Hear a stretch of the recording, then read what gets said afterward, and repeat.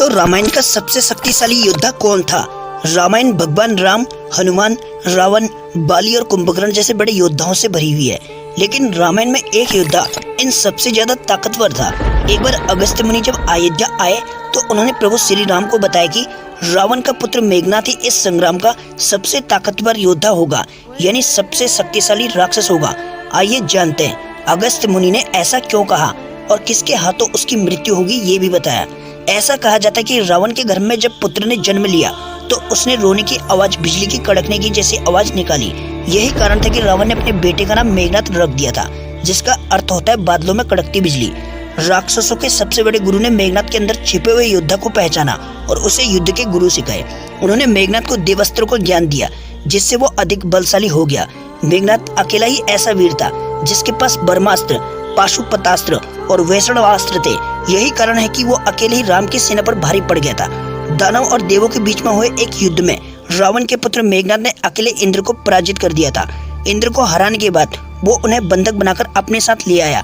इस बारे में जब ब्रह्मा जी को पता चला तो उन्होंने इंद्र को छोड़ने के लिए मेघनाथ को एक वरदान देने की बात कही। इंद्र को आजाद करने के लिए मेघनाथ ने ब्रह्मा जी से सदा अमर रहने का वरदान मांगा। ब्रह्मा जी ने ये वरदान देने से इनकार कर दिया और उन्हें युद्ध में कभी न परास्त होने का वरदान दिया। ब्रह्मा ने मेघनाथ से कहा कि तुम्हें कोई भी युद्ध में परास्त नहीं कर सकेगा, लेकिन हर युद्ध से पहले उसे अपने पत्नी अंगा देवी के यहाँ यज्ञ करना होगा। ब्रह्मा ने मेघनाथ को इंद्रजीत का नाम दिया। कुंभकर्ण का वध होने के बाद युद्ध भूमि पर कदम रखते ही मेघनाथ ने कोहराम मचा दिया था। अपने मायावी शस्त्रों से उन्होंने राम की पूरी सेना को हिलाकर रख दिया था। भगवान राम से लेकर हनुमान तक मेघनाथ को रोकने में असफल रहे। युद्ध में मेघनाथ का अंत सबको असंभव लगने लगा। रावण के भाई विभीषण ने भगवान राम से कहा कि मेघनाथ जब यज्ञ करता है तब उसके पास कोई हथियार नहीं होता है, मेघनाथ को मारने का यही सही मौका होगा। हालांकि ये चाल भी काम न आई और मेघनाथ बचकर निकल गया। बाद में रणभूमि में उसका सर्वनाश लक्ष्मण के हाथों हुआ। अगस्त्य मुनि ने राम को बताया कि इंद्रजीत रावण से भी बड़ा सूरवीर था। लक्ष्मण के हाथों उसका संहार हुआ और केवल वो ही उसे मार सकते थे। राम ये बात सुनकर काफी हैरान हुए।